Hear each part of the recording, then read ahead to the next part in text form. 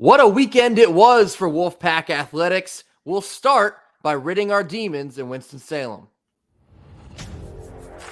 You are Locked On Wolfpack, your daily podcast on the NC State Wolfpack, part of the Locked On Podcast Network, your team every day.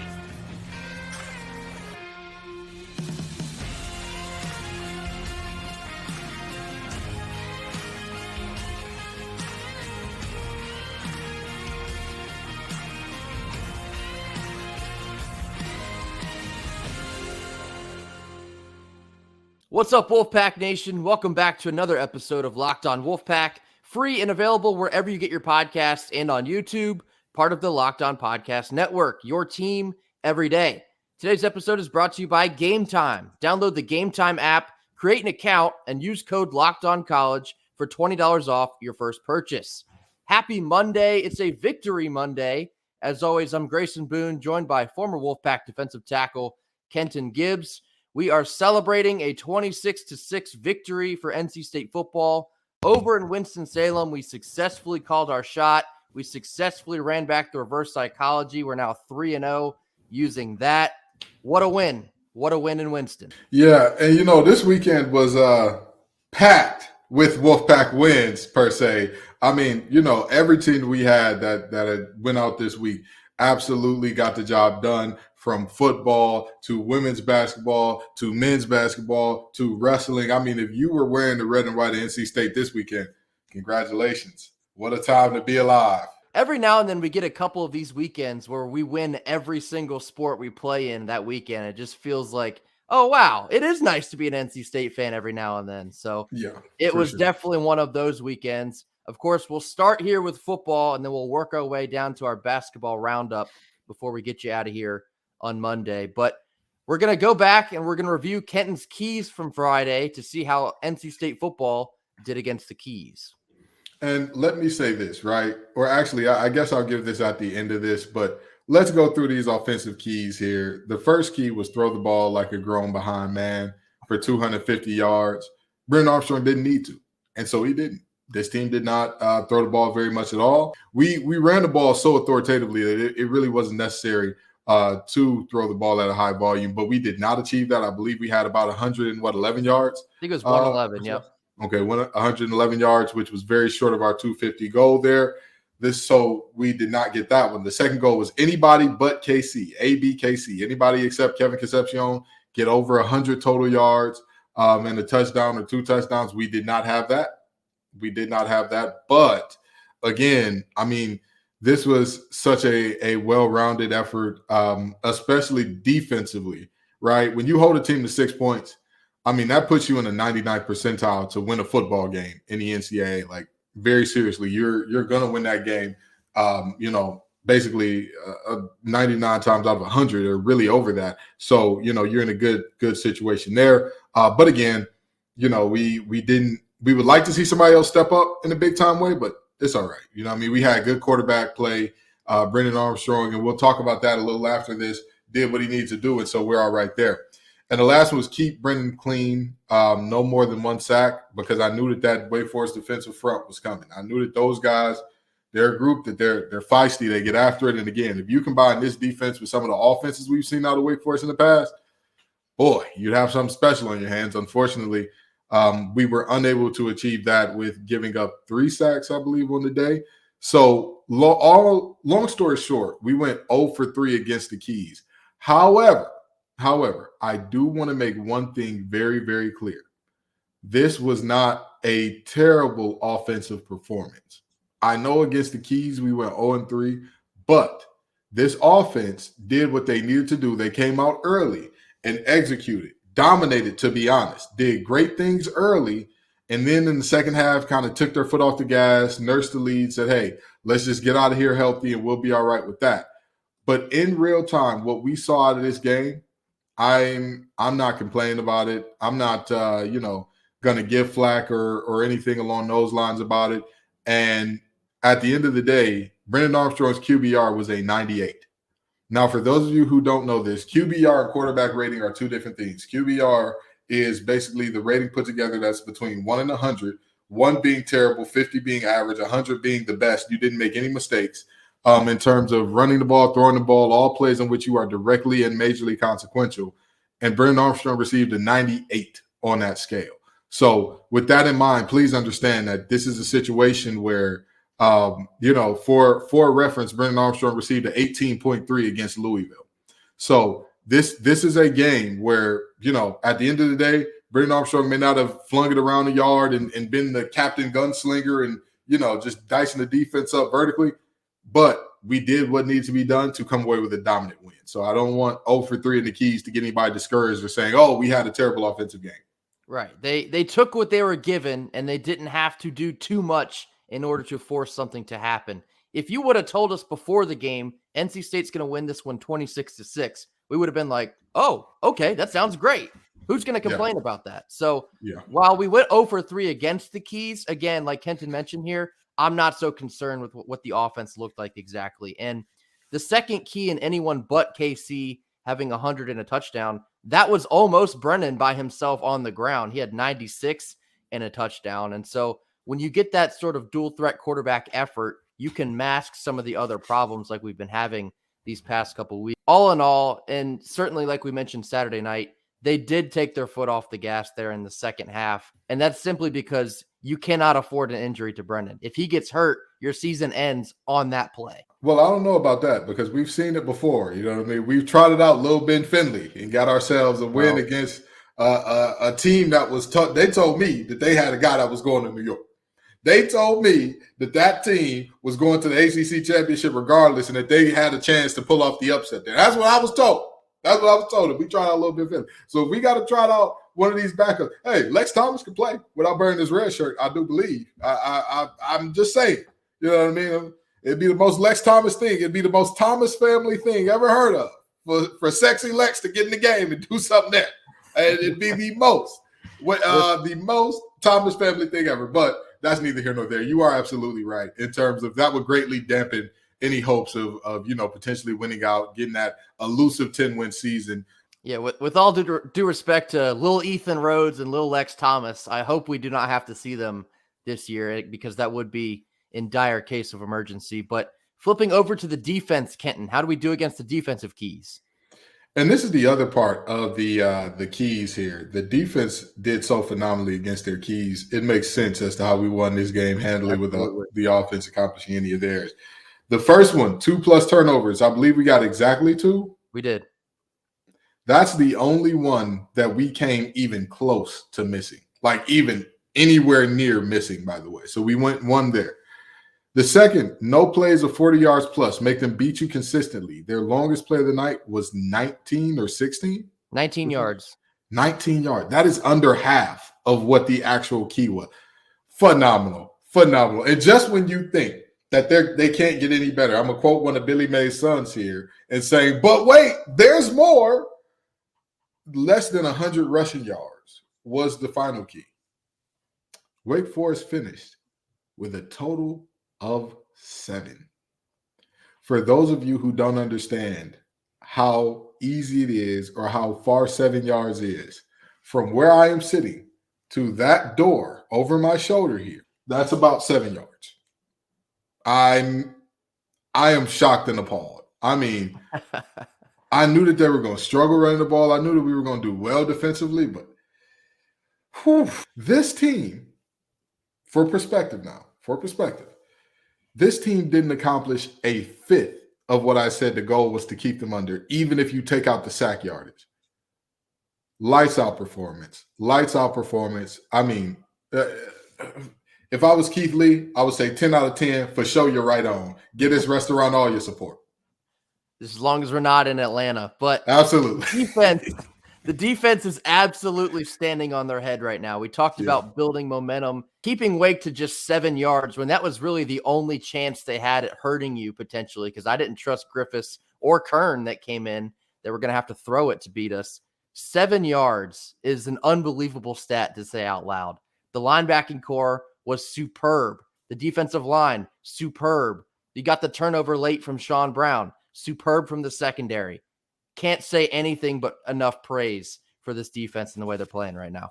I I honestly think we'll be just fine going into Lane Stadium this upcoming week, because don't get me wrong, that is a great home advantage for Virginia Tech and all that, but it's not the same coming at 3:30 instead of at night, because Into the Sandman doesn't hit the same when there's like sunlight out. I'm just telling you, just going in there at night and seeing nothing but those cell phone lights and hearing nothing but keys jingling, it's a very different experience. They're like looking up and seeing a bunch of pale faces and hands doing this. It's like, oh, okay. It's like hearing "Nuck if you buck" in a Target. It just don't work the same. Yeah. If you hear it in a Waffle House, there are certain feelings, right? Your fight or flight mode should activate. And I'm telling you right now, that 90% of the people watching this show, flight. Flight is your best option. Actually, let's go to 99%. Flight is your best option, buddy. Flight is your best option. But if you hear it in the Target, you're safe. You're sound. It probably smells like what scent are they? Yeah, it probably smells like Starbucks and a mix of that pumpkin spice in there. You're all right. Everybody's having a good time, Up next, we're going to give our big picture takeaways from this win in Winston after a quick word from our sponsors. Our first sponsor of the day is Gametime. You shouldn't have to worry when you're buying tickets to your next big event. Gametime is the fastest and easiest way to buy tickets for all the sports, music, comedy, and theater events near you. With killer last-minute deals, all-in prices, views from your seat, and their best price guarantee, Gametime takes the guesswork out of buying tickets. They also have deals right up to the start of the event, even an hour after it starts. It is the place to secure last-minute tickets. And the Gametime guarantee means you'll always get the best price. If you find tickets in the same section and row on another site, Gametime will credit you 110% of the difference. If you're making the trip up to Blacksburg this weekend, you got to get over to Gametime. Take the guesswork out of buying tickets right now. Download the Gametime app, create an account, and use code LOCKEDONCollege for $20 off your first purchase. Terms apply. And again, create an account and use redeem code LOCKEDONCollege, LOCKEDONCOLLEGE for $20 off. Download Gametime today. Last minute tickets, lowest price guaranteed. Now we're going to roll into our big picture takeaways from this win in Winston.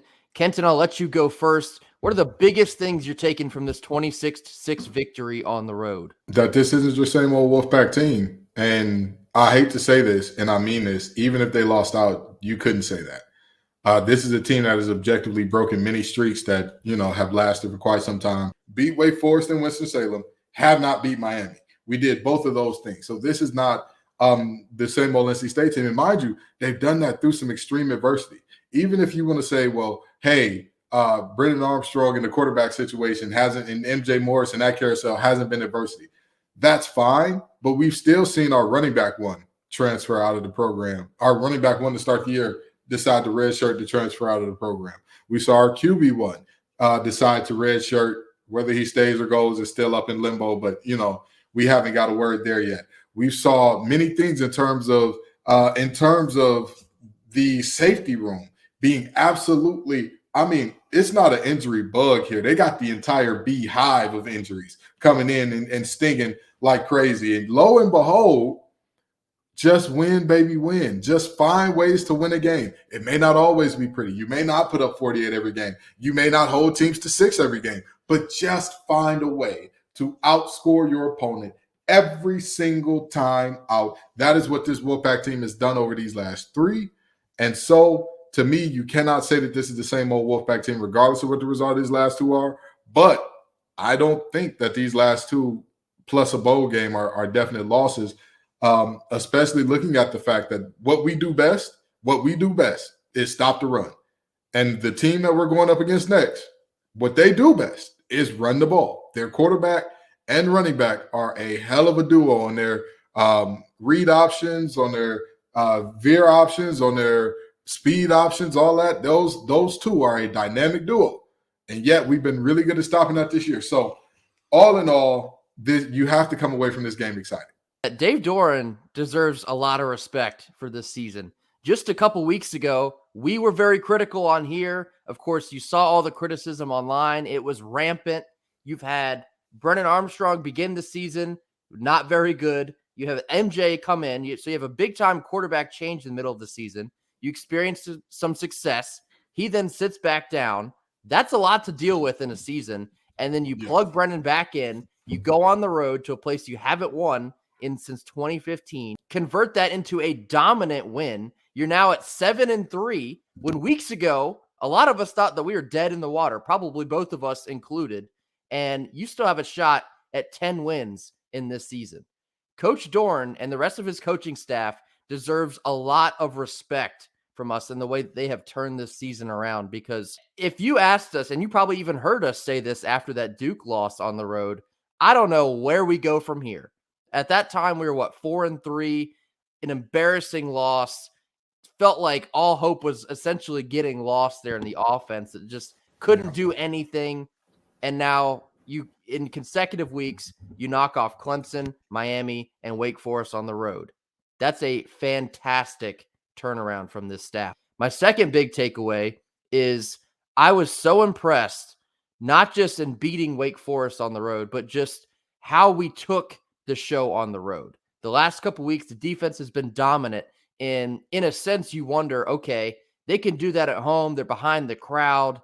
You got a raucous environment. How will they go on the road and win where it probably will not be a crazy environment? Because the Wake Forest fans, they didn't show up. A lot of red that you saw in the stands was accurate. There was a lot of red out there in Winston-Salem. And in a sense, it felt like another home game. The defense was ridiculous out there. 7 rush yards on the road is absurd. Not something we've seen maybe ever from an NC State defense. And so taking the show on the road like that was phenomenal. Brennan Armstrong did exactly what we needed him to do. Nothing more, nothing less. Game managed to perfection. Robert Anae was excellent in the first half with his schemes. Worked to perfection. You put Brennan in a great spot to be effective, efficient, and succeed in this game. Couldn't ask for anything more than that. There were several great NC State quarterbacks and NC State teams that went into Winston and got embarrassed. To go on the road and win with this team is nothing short of a great accomplishment. So very proud of the guys for the way they went on the road and took that to Wake Forest. You got another big test, like you mentioned, Kenton. We got to go on the road again up to Blacksburg to see the Sandman. We got to visit the Sandman up in Lane Stadium. Have to keep this momentum rolling. Absolutely. Absolutely. And it's no joke up there. It is, again, even during the day, it's still a raucous environment. That's one team, even if they 2-10. You know, if they're 2-9 and you're Virginia going in for the last game, you're still going to have a good attendance and, you know, folks going crazy and all that, as folks in Blacksburg always do. So, you know, it'll be a really, really big test for NC State. We're going to round out our Monday episode with a basketball roundup from the weekend. Women's team had a monstrous win over UConn on Sunday. We also have a couple comments from the men's win on Friday over Abilene Christian. Stick with us. Our second sponsor of the day is Jace Medical. We spend a lot of time talking together on this podcast. We get fired up for all the wins. We get in our feels for the losses. Who starts, who sits. We're thankful for all of the conversations we have. But today, we want this chat to be a little more personal. Whether you're on extended travel, bracing for a major weather event, or limited by yet another supply shortage, you are now covered thanks to Jace Medical. They provide life-saving antibiotics and a long list of daily medications that can be ordered in a 1-year-long supply. This includes ED generics for Cialis, Viagra, and Revatio prescriptions. So go online right now at jacemedical.com to receive your 12-month supply on your daily medications. Remember to use promo code LOCKEDON at checkout for a discount as well. A verified customer had this to say about Jace. I'm thankful for this service. Supply chain issues caused me to cut pills in half in order to have them. I ordered most of my daily meds with a year-long supply. I also ordered the antibiotic kit. I now feel secure. Prices are lower than local pharmacies, and I highly recommend this for everyone, unquote. If you or someone you love would get peace of mind by having a year-long supply of daily medications, go to jacemedical.com. Remember to use promo code LOCKEDON for $20 off your first purchase. Jace Medical. Rounding out our Monday episode with a little bit of a basketball roundup for this big weekend in Wolfpack athletics. NC State women's knocked off number 2 UConn by a score of 92-81 in Reynolds. How do you like? How'd you like it? Daily message board says, "How do you like playing at a neutral site game?"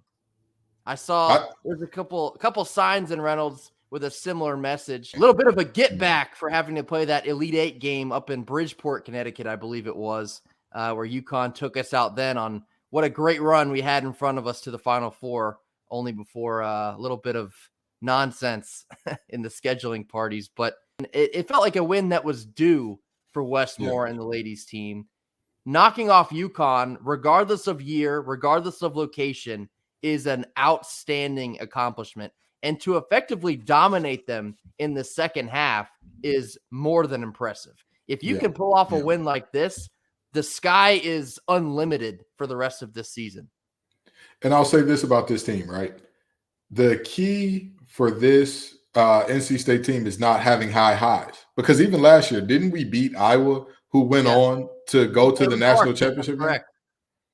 It's not about having high highs for this team. We know that they have the high highs. We know that they have the talent.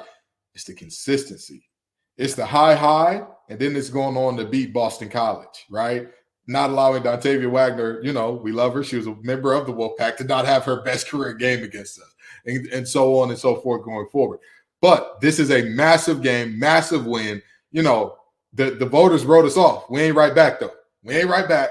And now a win against the number 2 team in the nation, second biggest win of the season. Obviously, Colorado beating LSU would be the biggest, but second biggest win of the season. And honestly, you could argue that it is bigger than that one from the standpoint of we were unranked and beat number 2 as opposed to number 20 beating number 1. But, we're not going to get into the semantics of that. The reality is this is a phenomenal win. This is a great team showing. And this team, I'll tell you what, if Madison Hayes can add in offensively like she did at a consistent level, we know Sanaya Rivers. We talked about her being an ACC Player of the Year and potential Naismith Player of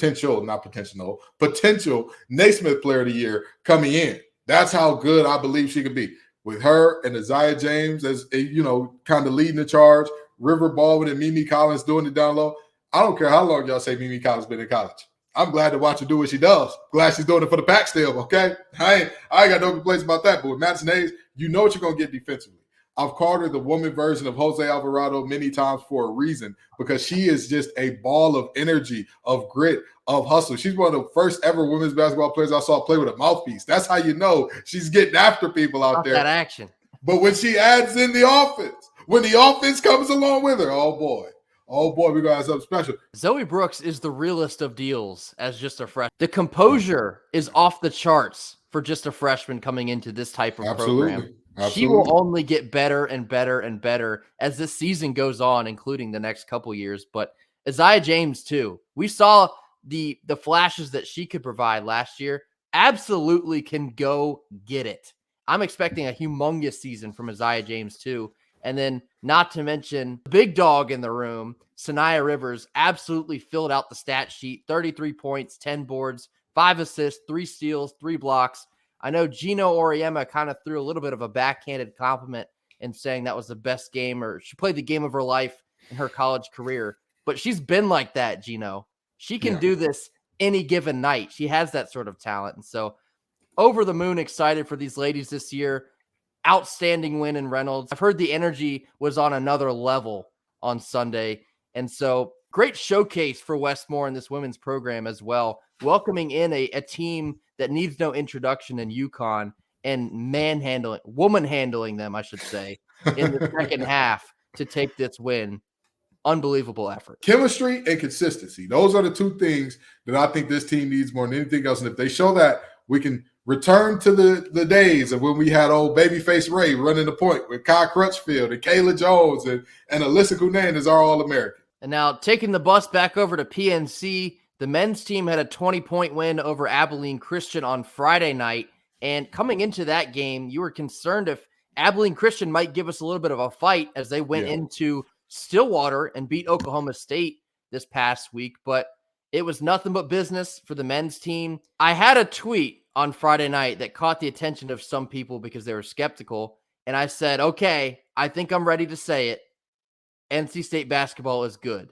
And what I mean by that, and what I will mean, say it with your chest, brother. Say it with your chest. They are a fundamentally good basketball team. They make the extra pass. They hustle. They get down the floor in transition. Sometimes they'll pass up the open shot and looks for a better one. We have not seen a Kevin Keatts team with this sort of depth. We've been saying that, but now we're watching it play out effectively. You're having a different guy with the ability to lead the team every single night. You had Jaden Taylor step up for 22 the other night after he struggled in game 1. DJ Burns is DJ Burns. Mo Diarra is a monster on the boards. He had another big game. I think he had 11 boards, 9 points. This team is a good team. I'm not putting expectations or labels on them, but they are a good team. They have the basics to build off of and then get somewhere. You can see that despite it being so early in the season. For as much as we talked about, hey, Dennis Parker Jr. and how good he looked with shot making in the first game, I was concerned. I was worried because we've seen from other freshmen that they can do one thing well, but when that one thing isn't working, the rest of their game suffers mightily. He played within the Florida offense and only took one shot, but he stepped up defensively. He stepped up and rebounded. There were moments where he had some freshman lapses and all that, but for the most part, he was locked in and dialed into the game and doing things that didn't show up on the stat sheet well. He was just making the hustle play, making the effort play, getting to where he had to be. That, to me, you can't ask for more out of a freshman, especially a freshman who's known for filling it up and is not taking shots. That's a great sign from him. In saying this, I'm not saying I don't have some concerns. I think rebounding needs to be a bit more aggressive from everyone and not just Mo Diarra. And the perimeter shooting, I think, will continue to be a work in progress. Of course, you had Jaden Taylor step up this game. Casey Morsell looked a lot more like Casey Morsell of last year. That'll continue to develop. And, of course, we're still waiting on the arrival of MJ Rice. You sprinkle him in the mix, and we could go a level or two higher than what we're already at here. So I'm excited for this team. I hate that they don't play again until Friday because I want to watch them get back out there right now. But through 2 games, I have been very pleased with what I've seen. It's very early, but I've been very impressed with what I've seen so far out of the gate. Absolutely. And you should be, honestly. You should be. I'm not one of those people that's so caught up on secret scrimmages and, they didn't look great in exhibition. Yes. The games count now, so Keatts is going to do the things that he thinks is best for his team, obviously to win each game, but more importantly, long-term to make sure that this team is set up to have success throughout the season. So, this team, whether or not you want to say they're good, whether or not you want to wait and see, whatever, show up for these young men, show up for these young women. Y'all are showing up for the women's games. I'll tell you what, every time I look up, Reynolds is sold out. I'm like, let me find the ticket to go. Oh, nope, too late. Can't get in. But, both of these teams deserve your support and love. I think both are in for a special season. Also, quick shout out to NC State Wrestling. They put the absolute beats on number 25 Purdue, beat them by a score of 37-3. Wolfpack Wrestle, as always, has another unit to deal with this year. Yeah, for Christ's sake, did you pinch them? Did you fight back, Purdue? Lord have mercy. Coach Pop and the boys are back at it again. What a time it is to be alive for Wolfpack fans. Wolfpack Nation, we up. We up right now. That'll do it for us here on Monday. As always, we're grateful for all of the support. We had a lot of people in the live stream Saturday night. Big win for football, 2 big wins for basketball, big win for wrestling. Let's see what this week will bring. As always, be sure to comment, like, and subscribe. Get your thoughts in the comment box. I'll make sure I get to each and every one of those. We will see you all on Tuesday. Until then, go Pack. Go Pack.